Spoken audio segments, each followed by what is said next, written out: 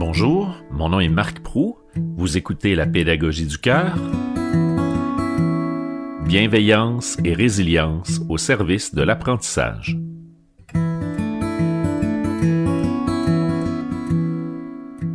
Me revoici enfin pour le 4e épisode de la saison 3. Désolé d'avoir autant tardé.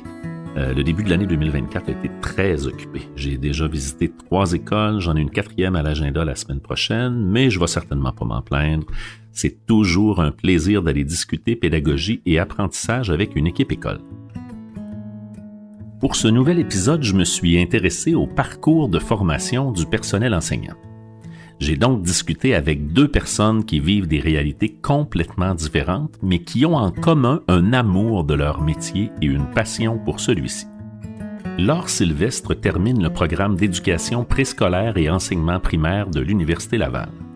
Au moment où je l'ai rencontrée, elle amorçait la 8e et dernière session de son programme, après avoir complété le dernier de 4 stages, celui-ci réalisé en 4e année à l'École d'éducation internationale Filto du Centre de service des découvreurs à Québec. Au baccalauréat en éducation primaire, on est obligé de faire nos 4 stages aux 4 cycles. Donc, on doit toucher, 4 cycles différents et 4 écoles différentes. Le préscolaire, premier cycle, deuxième cycle, troisième cycle, on est obligé de toucher à tout ça un peu pour voir aussi qu'est-ce qu'on préfère. Laure réalise actuellement un remplacement dans l'école qui l'a accueillie pour son 3e stage. L'Université Laval aménage d'ailleurs l'horaire de la dernière session du programme afin de permettre aux étudiants d'accepter de tels remplacements après le dernier stage. Nous, une des premières choses qu'on nous dit à l'université dans les premières sessions, dans les rencontres, c'est que les cours de la dernière session sont de soir et à distance pour nous permettre de déjà avoir des contrats c'est et déjà avoir fait comme l'assistance. Oui. Valérie Janson est pour sa part une NLQ, comme elle le dit elle-même, une enseignante non légalement qualifiée, travaillant à l'école secondaire Mirabel du Centre de service scolaire de la Rivière-du-Nord.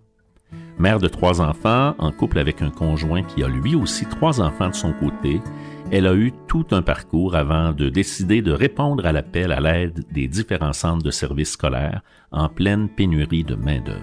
À la base, je suis une éducatrice à la petite enfance. Oui. J'ai travaillé comme éducatrice à la petite enfance pendant 18 ans. Suite à une blessure au dos, je suis retournée à l'université. J'ai fait un certificat en gestion pour devenir coordonnatrice en service de garde à la petite enfance. J'ai été presque 8 ans dans ce poste-là. J'avais un rêve qui était d'aller enseigner ma technique au cégep.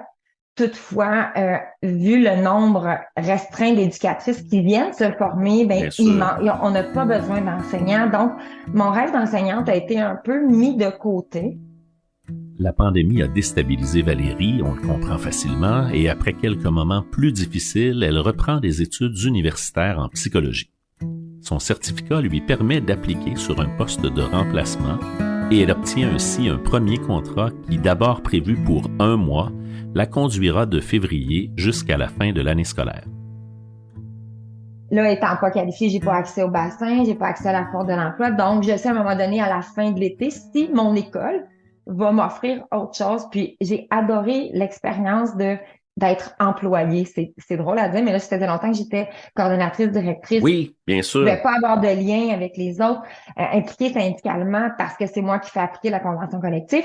Puis là, d'avoir j'ai plus ça à gérer. Si je vois la secrétaire, il manque quelqu'un, c'est pas sur mes épaules. J'ai recommencé à dormir, ma qualité de vie et mon bonheur est 100 fois plus élevé. Puis en septembre, je suis retombée par un hasard fulgurant sur le même poste. La personne que j'ai remplacée a pris une année sans solde. Donc, j'ai enseigné l'année passée aussi 3 groupes français secondaire 1, la même tâche toute l'année. Puis cette année, en tout cas, j'ai presque la même tâche. J'ai 2 groupes de secondaire 1 et un groupe de secondaire 2. J'ai demandé à Laure Sylvestre pour quelles raisons elle avait choisi ce programme de formation en particulier. C'est sûr que mon intérêt pour les enfants a toujours été là, à travailler dans les camps de jour, les camps de vacances. Mais moi, ce qui m'intéressait du primaire, c'était d'enseigner tout. De faire des sciences, de faire des cultures religieuses, qui maintenant change de nom pour culture et citoyenneté québécoise, de faire du français, des mathématiques, de toucher un petit peu à tout. Je trouve que c'est tellement formateur parce que c'est pas juste des matières que t'enseignes, c'est tout ce qui est les règles de vie, comment se comporter. Oui. Je trouve que de participer aussi au développement global des enfants dès un jeune âge et d'avoir comme une classe là pour l'année, d'accompagner des enfants, c'est de bâtir là quelque chose avec eux sur un an au complet. Moi, c'est ça que je trouvais wow, vraiment. Est-ce que c'est ça que tu retrouves dans les stages que tu as fait, dans le contact que tu as présentement avec les classes? Est-ce que ça te conforte dans le choix que tu avais fait? Oui, tout à fait. Moi, je veux dire, moi, de mon premier stage, j'ai mis le pied dans une classe et je savais là que c'est ça que je voulais faire. Parce que je trouvais que les enfants, ils étaient allumés. Ils aiment ça, apprendre aussi, de rentrer en contact avec les enfants, de créer un lien avec eux. Moi, je trouve que c'est la base de l'enseignement. J'ai aussi demandé à Valérie Janson de me présenter le programme dans lequel elle a choisi de s'inscrire pour obtenir une qualification. En fait, c'est mon centre de service scolaire qui m'a recommandé pour ce programme-là. On peut avoir accès à ce programme-là seulement sur recommandation de notre centre de service scolaire. C'est le parcours prof qui est avec l'Université de Sherbrooke. En fait, c'est un parcours qui est en 3 volets. Le premier volet, c'est le micro-programme de 5 cours, 15 crédits, pour les gens qui ne veulent pas vraiment se qualifier, mais qui veulent quand même avoir une certaine base. Parce que on peut pas se le cacher, quand on entre dans une nouvelle école, il y a plein de choses qu'on sait pas. La progression des apprentissages, le programme de formation des écoles québécoises, tout ça, je ne savais pas que ça existait. Moi, j'ai été chanceuse, j'ai été bien entourée de 2 collègues de français qui m'ont dit qu'ils étaient heureuses parce que ça faisait des mois que c'était des remplaçants jour après jour qui avaient laissé. Fait que là, moi, j'arrivais puis je leur ai dit, moi, je reste jusqu'à la fin. Donc, on a partagé la planification puis ainsi de suite. Donc, j'étais vraiment bien épaulée et j'avais les outils pour me débrouiller. Ensuite, ceux qui voulaient pouvaient faire le choix de passer du microprogramme au certificat. Donc, les crédits qui sont dans le microprogramme sont les crédits de base qui sont dans le certificat. Donc, moi, en ce moment, je suis au certificat. Le certificat ne mène pas à une qualification. C'est le bac qui va mener à une qualification et le parcours prof va offrir un bac de 3 ans. En ce moment, c'est le certificat en professionnalisation de l'enseignement. C'est pas un certificat en enseignement. Je comprends. Là, le ministère et l'Université de Sherbrooke se sont entendus comme quoi que le bac va devenir qualifiant. Pour le moment, le bac est pas ouvert. Ils sont en train de le monter. À partir du moment où est-ce que le bac va ouvrir, moi, je vais basculer automatiquement au bac. Et de là, je vais pouvoir avoir mon autorisation temporaire pour enseigner. Et de là, je vais pouvoir avoir accès à un poste, à une permanence et à un choix. Laure Sylvestre m'a également présenté de façon détaillée la structure du baccalauréat d'éducation préscolaire et d'enseignement primaire de l'Université Laval. Au primaire, le stage 2 et le stage 3. Ben là, je parle vraiment de l'Université Laval parce que je sais que c'est pas ça dans les autres. Il n'y a pas de problème. Mais à l'Université Laval, le stage 2 et le stage 3 sont sur l'année. Je sais pas si vous, c'est ça au secondaire. C'est sur l'année, mais c'est des journées, une fois de temps en temps? C'est sur vraiment les 2 sessions. Oui. Donc, tu as la partie 1 du stage 2, par exemple, et la partie 2 du stage 2. Okay. Donc, c'est vraiment une à l'automne et une à l'hiver. Je te confirme que ça, c'est différent du secondaire. Aussi, chaque stage a un axe. Donc, par exemple, l'observation, le stage 2, c'est la planification. Oui. Donc, c'est là en même temps que ce qui rentre en jeu, c'est des cours de planification. Donc, on a des cours aussi qui nous montrent comment bien planifier là, des séquences d'enseignement et d'apprentissage. Le cours va vraiment être en lien avec nos journées de stage qu'on vit, en plus de notre stage. Et il va aussi avoir les travaux en lien avec ça. Ces cours-là permettent vraiment d'arrimer là, la pratique avec la théorie. Après ça, le stage 4, j'imagine que c'est la même chose que ce qu'on vit au secondaire. Là, tu vas prendre en charge un groupe toi-même pendant un bon moment. Tout à fait. Tu vis dans le fond un début d'année. Donc, il y a de la planification des premières journées pédagogiques, oui. Là, du début d'année jusqu'à la mi-décembre à peu près. Okay. Tu es en charge d'une classe. Je lui ai aussi demandé si elle pensait que le bac de 4 ans préparait bien les futures enseignantes à la prise en charge d'une classe. J'ai envie de te dire oui. Le programme, là, au complet. Donc, si on parle de juste les cours, c'est sûr que on n'apprend pas juste avec la théorie. Moi, je trouve que les stages, c'est tellement pertinent puis qu'on pourrait pas, on ne pourrait pas passer à côté des stages. Les cours à eux seuls ne seraient pas suffisants. T'sais, en même temps, ma réponse, c'est sûr et certain qu'elle pourrait être vraiment là différente de quelqu'un d'autre. Moi, j'ai eu 4 très belles expériences de stage qui m'ont permis là d'apprendre plein de choses, puis vraiment de me développer puis de créer mon identité professionnelle. Moi, personnellement, je trouve que le baccalauréat, il est très pertinent dans le sens que je me sens bien outillée pour prendre une classe. La petite nuance que j'ai envie de t'apporter, c'est est-ce que je serais outillée pour Tu sais, les classes d'aujourd'hui, j'ai envie de dire, on sait qu'on a beaucoup, beaucoup plus d'inclusion. Oui. Donc, oui. Par exemple, des élèves qui ont des difficultés d'apprentissage, des élèves TSA, des élèves qui ont des difficultés comportementales.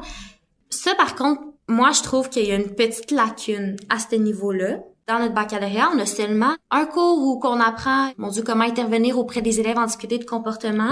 Puis aussi un cours qu'on a sur l'inclusion scolaire. Donc, par exemple, des difficultés, comment intervenir auprès. J'ai pris un cours de 2e cycle cette session-ci. Oui, dans le fond, j'ai pas dit, c'est aussi une possibilité que tu as à l'Université Laval de faire là, le passage intégré. Donc, de faire à ta dernière session ou dans tes dernières années de baccalauréat, tes cours à option sont remplacés par des cours de 2e cycle là, pour une maîtrise de ton choix. J'ai également voulu savoir ce que Valérie Janson apprécie particulièrement du parcours prof, le programme qu'elle a entrepris pour atteindre la qualification. Je peux pas comparer au bac en éducation. Ce que j'aime bien, c'est que avec le référentiel des compétences, nous les enseignants, on a des compétences à développer, des compétences qu'on doit développer chez les élèves et ainsi de suite. Si j'étais pas allée dans le certificat, j'aurais pas su ça. Je pense pas que les enseignants avec qui je travaille et ainsi de suite, la direction, n'ont pas le temps de gérer ça. J'apprends à connaître tout ça et nos cours sont basés sur les compétences. Donc, chacun des cours vise au moins 2 ou 3 compétences principales et on fait des liens entre tout ce que les compétences peuvent aller chercher dans chacun des cours. Là, en ce moment, je fais intégration numérique parce que dans mon profil TTI, c'est une des compétences qui est pas assez élevée chez moi. Donc, là, c'est pour ça que j'ai pris le choix de suivre ce cours-là. Je dirais les autres cours, moi, ce que j'apprécie énormément, c'est sûr en ligne, déjà de pas avoir à me déplacer. Je suis monoparentale à la maison avec des enfants, donc me déplacer, ça, pour moi, c'est pas possible. En ligne, je peux faire mes travaux quand je veux, puis ainsi de suite. On est des enseignants de tout le Québec. Une belle variété, une belle brochette d'agents. On a tous des différences dans nos milieux, dans nos centres de services scolaires et ainsi de suite. C'est plus facile pour certains, moins pour d'autres. Je t'entendais parler du fait que vous êtes des enseignants, des enseignantes de plein de coins du Québec, plein de centres de services différents, qui vous retrouvez à suivre ces cours-là en même temps. J'imagine que ça crée d'une certaine façon, ça permet un certain réseautage. Ça doit être utile, ça aussi. C'est très enrichissant. On a des travaux d'équipe à faire. On est mis ensemble, on se connaît pas du tout. Puis go, faut qu'on se débrouille. Puis en tant qu'enseignante, c'est ça aussi dans la salle des profs. Oui, ça veut pas dire que fait. tu vas bien t'entendre avec tes 2 collègues de français, puis ainsi de suite. C'est la même chimie. En terminant l'entrevue avec Laure Sylvestre, étudiante au baccalauréat en éducation préscolaire et enseignement primaire, j'ai voulu savoir si elle avait une suggestion pour faire en sorte que la profession enseignante soit vue plus positivement, pour la valoriser. Ben, je pense qu'il y a un mot-clé que tu as dit que j'aime beaucoup, puis c'est positivement. Parce que c'est sûr que, ben là, avec ce qui s'est passé, les grèves et tout, ben c'est sûr que ça l'a rayonné. La profession a pas vraiment rayonné de manière positive. Tu sais, c'était très négatif, tout ce qu'on entend. C'est correct aussi parce que c'est pas vrai que toutes les journées, ça va être beau pis tous tes élèves vont avoir tout fait ce que tu leur demandes. T'auras pas eu de crise, ni rien. Mais faut prendre un peu de recul. On est souvent dans le négatif. Ah, j'ai pas réussi ça. Ça a pas été une belle journée à cause de ça. Hey, mais aujourd'hui, tu sais, j'ai tel enfant, tu sais, par exemple, je te donne un exemple parce que en ce moment, je suis dans un milieu qui est pas très favorisé. Ouais. Hey, cet élève-là, aujourd'hui, je lui ai donné une collation. Elle a mangé aujourd'hui. Cet élève-là, hey, il m'a fait un câlin. Je lui ai donné de l'amour, il en avait besoin. C'est plein de petites victoires qu'on voit pas nécessairement. On dirait que, tu sais, c'est plus facile d'aller rapporter le négatif que de rapporter le positif. Puis c'est sûr qu'après tout ça, ben ça transparaît. Il y en a tellement de petites victoires qu'on a avec des élèves que des fois on se rend même plus compte que c'est des victoires. Je reviens un peu à moi encore, tu sais, j'ai des élèves de francisation. Oui. Ben juste en une semaine, ça se peut qu'en une semaine, ils soient capables de me dire une nouvelle phrase. C'est ainsi que se termine le 4e et dernier épisode de la saison 3 du balado La pédagogie du cœur. Merci à mes invités, Laure Sylvestre et Valérie Janson. Laure s'est déplacée pour m'accorder une entrevue en personne après une journée de travail. Valérie m'a contacté à la suite de ma publication sur les médias sociaux dans laquelle j'indiquais être à la recherche d'une enseignante non qualifiée en cours de qualification. Toutes deux ont répondu à mes questions avec enthousiasme. Encore une fois, merci à Simon Proulx, guitariste et compositeur. C'est sa musique qui nous accompagne pendant chacun des épisodes. Mon nom est Marc Proulx. Vous avez écouté La pédagogie du cœur, bienveillance et résilience au service de l'apprentissage.